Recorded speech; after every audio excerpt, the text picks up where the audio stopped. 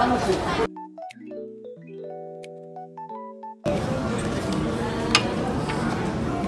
yung nilabas natin. So, naamoy ko na siya. Close naman. Parang 90%. Nasa OG na tayo. Then ito ngayon yung inaamoy ko.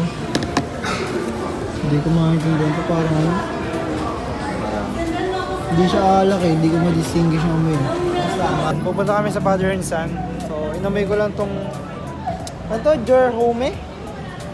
Jerhome.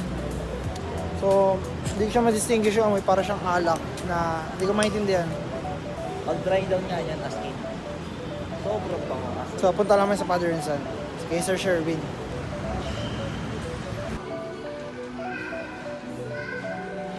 Hindi pa rin makikit over date sa amoy na ito. Mabango siya.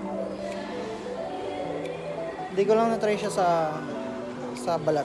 So, hindi ko siya maamoy na tama. Yun lang pinagawa na.